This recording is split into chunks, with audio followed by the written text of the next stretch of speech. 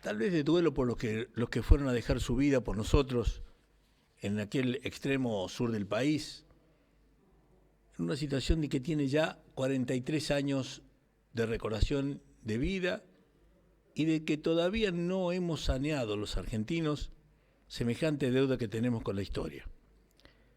Tenemos que estar muy atentos a esto porque los jóvenes, los que en aquella época hemos vivido ese momento, lo hemos vivido con mucha intensidad.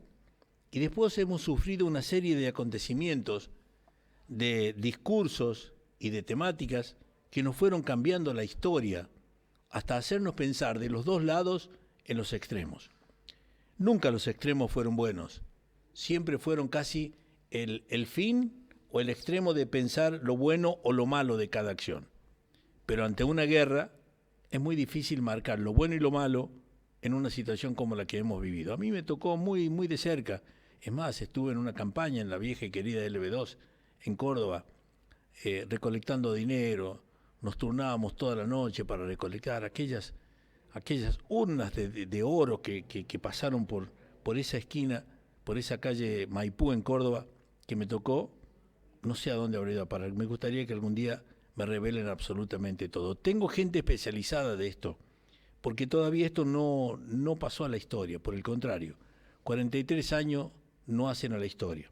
Se lo pregunta Facundo Pérez Ernst, analista especializado en el tema de Malvinas y el reclamo jurídico que todavía puede ser ostentado desde Argentina y desde Inglaterra. Facundo, buenas tardes. ¿Cómo está? Jorge Ocampo lo saluda. ¿Cómo está? Hola Jorge, ¿cómo anda? Un saludo para vos y para toda la audiencia. Día, no digo difícil, pero es que sí lo que hemos tocado, nos ha tocado vivir aquella gesta de Malvinas, a mí me pone casi la piel de gallina recordarme lo que viví como periodista, recolectando dinero, recolectábamos joyas en una campaña para apoyar y resguardar la vida de nuestros soldados en el sur. Jurídicamente, ¿está solucionado el tema? ¿Falta? ¿Dónde estamos parados, Ernesto? Facundo, perdón. Facundo. Sí, no, jurídicamente el tema tiene mucho futuro, creo yo.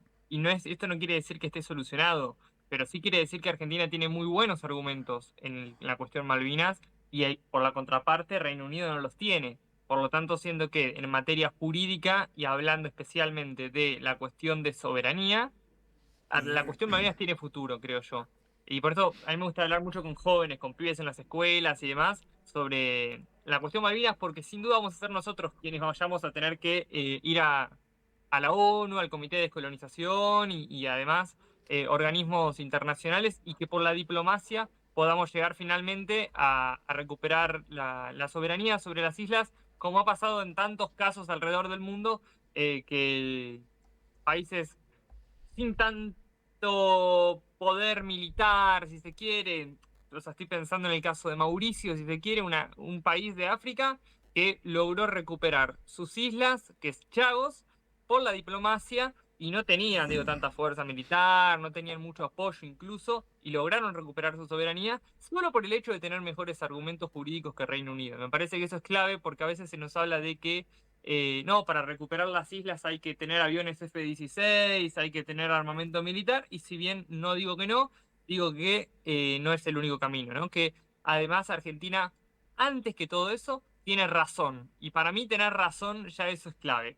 Podemos conversar todo lo otro, pero tener razón en materia de derecho me parece que tiene mucho sentido porque Argentina lo ha planteado siempre y nunca, nunca Argentina cambió su argumento respecto a la cuestión Malvinas.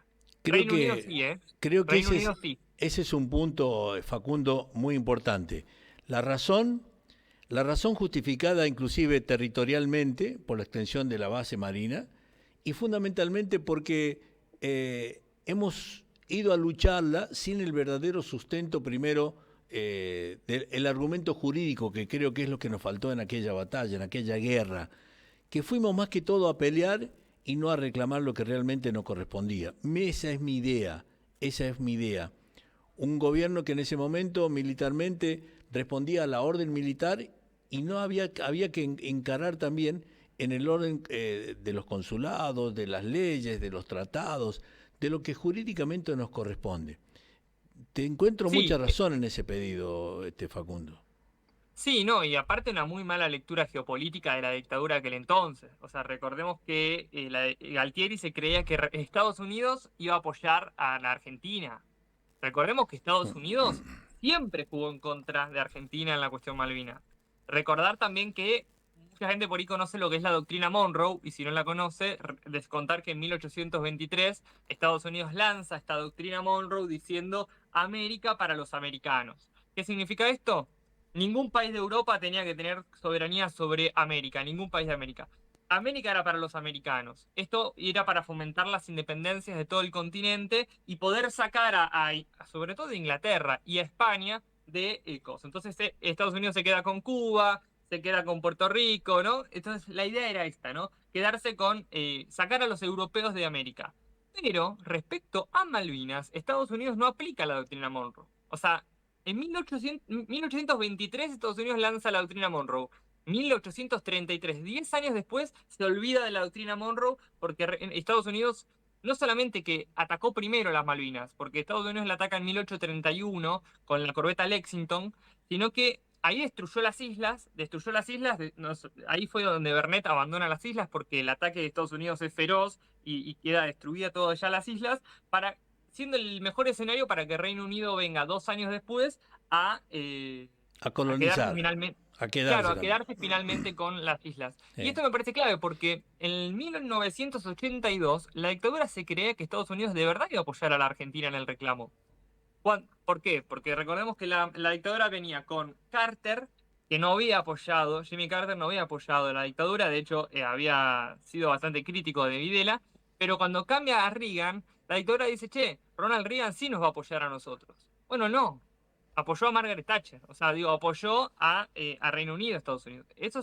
A nosotros, los militares hicieron unos muy malos cálculos. Pero a ver, esto también se ve desde hacer una guerra en abril. Y también esto de recordar, ¿no? La guerra se tiene que adelantar. La guerra no se iba a hacer en abril, se iba a hacer en mayo o en julio. Bueno, ¿alguien puede pensar en los pibes que fueron a Malvinas Mm. estar en julio en las islas, tipo con el frío que hace? Nunca tuvieron una mirada estratégica. Yo no entiendo si eran militares, no sé qué carajo, tuvieron una instrucción de mierda. O sea, perdón por la palabra, Sí, pero sí, sí. ¿quién imagina poder ir a una guerra a Malvinas en julio? Esa era la idea original. La tuvieron que adelantar por el caso que se da en las Islas Georgias de, bueno, esta empresa que al parecer de Constantino, no me acuerdo el apellido, que levantan la bandera argentina y los ingleses hacen quilombo y ahí se adelanta la guerra de Malvinas para el 2 de abril. Pero si no, estaba pensado para el 25 de mayo o 9 de julio. Estuvo todo mal pensado en todo momento. Y ni hablar lo que cuentan los veteranos de guerra che, las armas no disparaban, no teníamos comida, no teníamos abrigo. Estratégicamente, la lectura de la última dictadura militar fue desastrosa. No tiene ningún sentido. O sea, la guerra estuvo mal pensada. Porque suponete que decís, bueno, vamos a la guerra, pero hermano, hacela en noviembre a la guerra. Tipo, que por ahí es un poco más afable estar en Malvinas en noviembre, que estar los pibes estuvieron en junio, o sea, no tiene ningún sentido. Y esto que decís es muy clave porque habla de la mala lectura de los militares, de la geopolítica sobre el apoyo de Estados Unidos, pero además sobre una mala lectura en todo sentido de la guerra de Malvinas. Bueno, además una guerra que la improvisación del argentino por solidario logró medianamente sostener, apoyar y puso todo lo que había que poner. El tema es que también creo que hoy le deben a la Argentina la explicación de tantos recursos, a dónde fueron a parar y qué es lo que pasó. Yo te cuento mi experiencia personal. En ese momento del 82 había una emisora en Córdoba que era LB2, que era la más grande, es lo que hoy sería Cadena 3. En ese momento tenía un poder de alcance en la AM en gran parte del territorio argentino. Y llevó a cabo una colecta en una avenida de casi 40 metros, 50 metros de ancho. En el medio había una rampa y esa rampa tenía una primera urna de vidrio de no menos de metro y medio. De cada lateral tenía 40, 45 centímetros de cuadrado en la boca de esa urna de vidrio. Por los dos lados de esa rampa la gente pasaba y tiraba relojes, anillos, cadenas. Yo no me acuerdo y nunca supimos cuál es la cantidad de oro que se entregó en esa oportunidad. Pero se hablaba de un récord mundial de oro recogido en horas en una ciudad como la de Córdoba, que es una ciudad grande y muy rica en ese sentido. Y nos deben la explicación de qué es lo que pasó.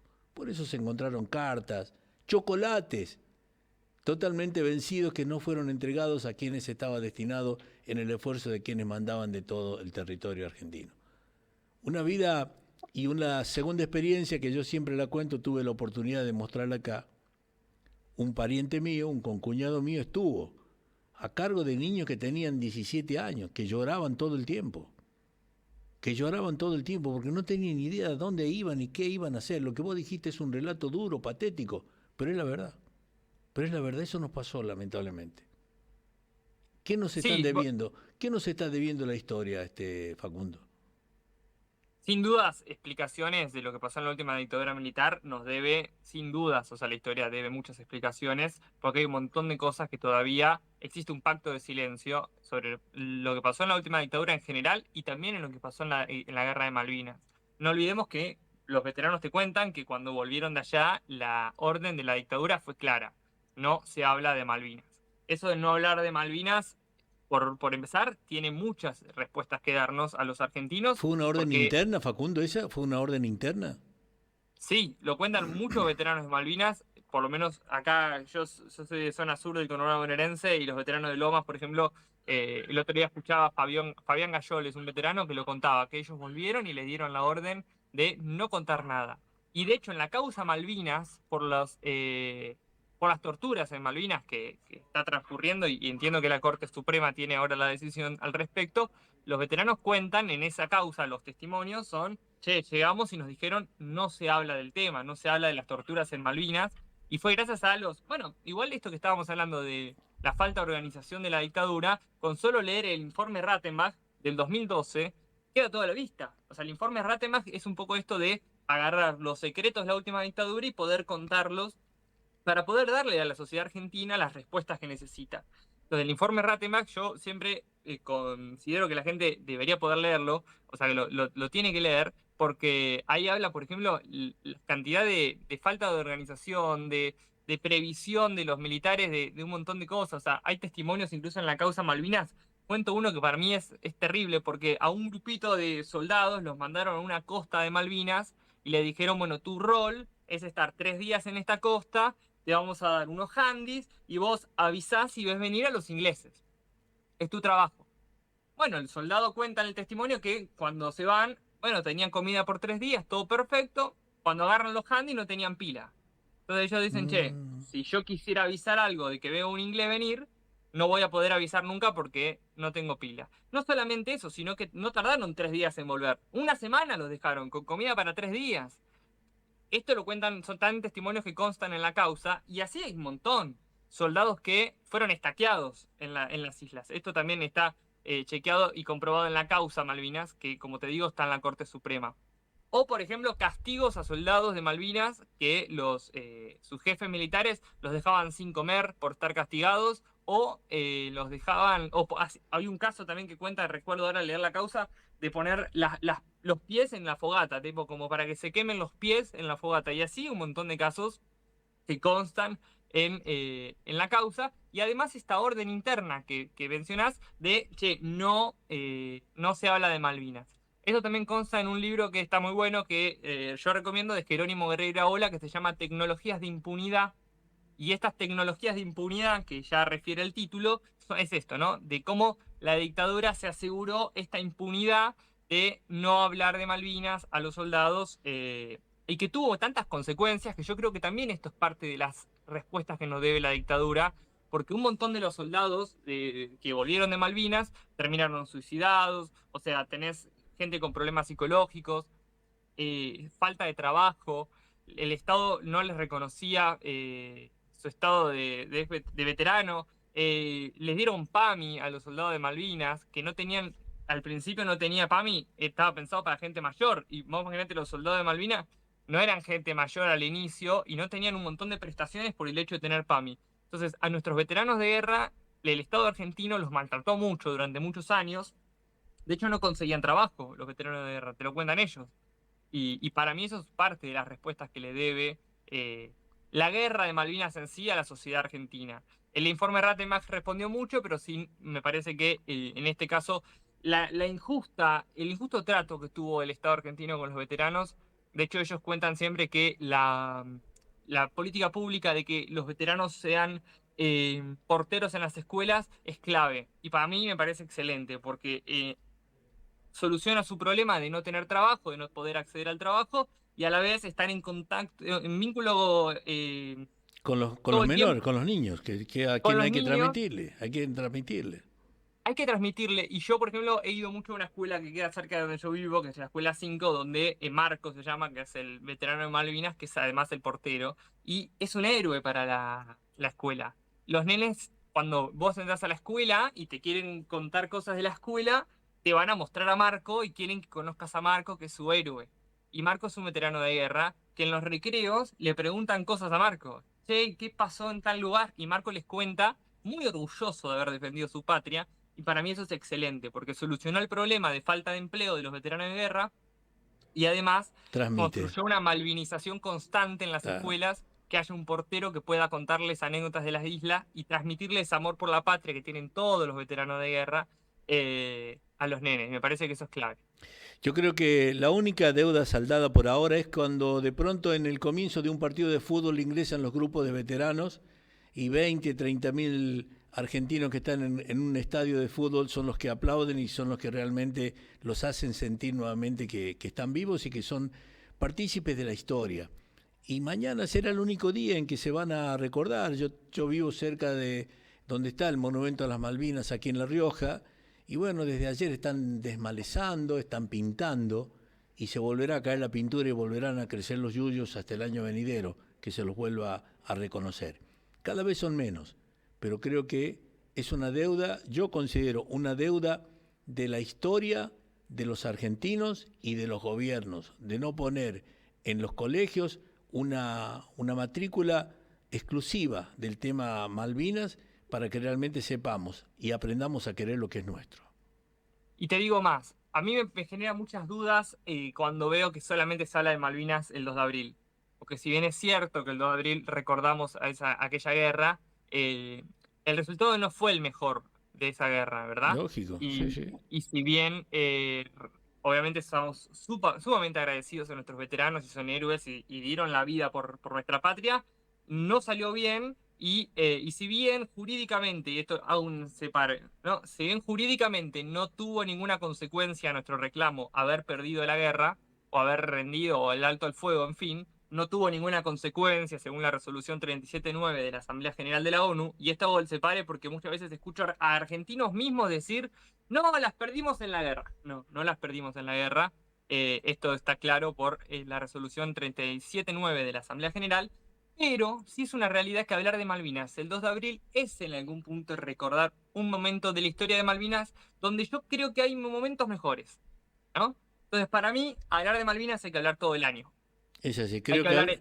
habría que incorporarlo definitivamente a una currícula escolar. Sí, y te Facundo, digo más, perdón, sí, simplemente termino con esto. El 10 de junio es el día de las Malvinas, de las Islas del Atlántico Sur y de la Antártida, sí. pero especialmente el 10 de junio fue cuando se nombró a Luis Bernet como comandante político y militar de las islas, y en ese momento Argentina ejercía su soberanía efectiva sobre las islas.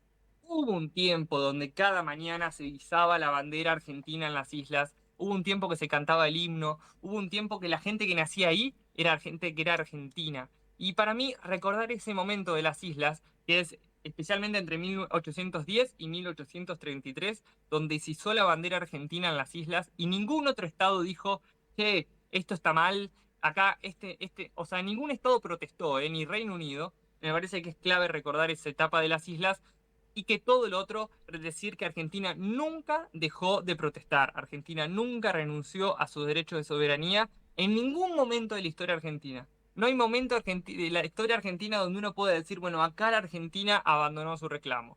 Jamás. Espero que no sea este presente el caso, ¿no? Porque mi ley a veces, ante hechos que realiza Reino Unido en las islas, la Cancillería Argentina no dice nada. Y para mí eso es muy peligroso, pero sí es una realidad que está en la Constitución argentina el reclamo. Por más que Milei elija hacer silencio, no va a tener una consecuencia jurídica, pero sí, a mí por lo menos que investigo y estudio este tema, me preocupa muchas veces el silencio de la República Argentina ante algunas acciones bélicas, económicas, militares y sobre todo políticas, ¿no? De administración de las islas, que ante ese hecho Argentina musarela, ¿no? Eso es muy peligroso para el derecho internacional público y, y bueno, a veces me preocupa. Pero bueno, entiendo que no va a tener ninguna consecuencia jurídica, yo lo recalco que no, pero estaría bueno que Argentina Sí, mantenga sí. esa posición y esa tradición de protestar y reclamar irrenunciablemente por las Islas Malvinas, que son, fueron y serán argentinas. Facundo Pérez Ernst, gracias por tu aporte, gracias por habernos aclarado y sobre todo haber aportado más a lo que todavía tenemos que seguir conociendo y seguir dejándolo grabado en la cabeza de los más jóvenes. Los que nos tocó vivir esa instancia, que la vivimos solamente por televisión y lo que nos querían contar, supimos después asumir que no había sido tanto el éxito que nos pintaban en aquel momento. Te mando un abrazo y te agradezco mucho tu tiempo, Facundo. Igualmente, muchas gracias. Hasta luego. Facundo Pérez Ernst, especialista en este tema tan difícil para los argentinos y que debemos saber y tenemos que aprender a resguardar, a custodiar y a cuidar. Hoy están demalezando para la noche, creo que esta noche es la noche de espera, Chino, algo sabe, esta noche se espera el día de mañana, ¿es así? Bueno, está pintadito, está todo lindo. ¿Y después? ¿Y después que vuelven a crecer los yuyos? ¿Y después que la pintura se fue de este país? ¿Y en qué quedamos? Yo no escuché nunca todavía un colegio, una asignatura que hable solamente del recupero y del valor que tienen estas islas para los argentinos. Pero eso sí, nos estamos peleando para saber cuándo son las próximas elecciones, quiénes son los nuevos ricos que se vienen a las elecciones. Pausa, Chino. Ya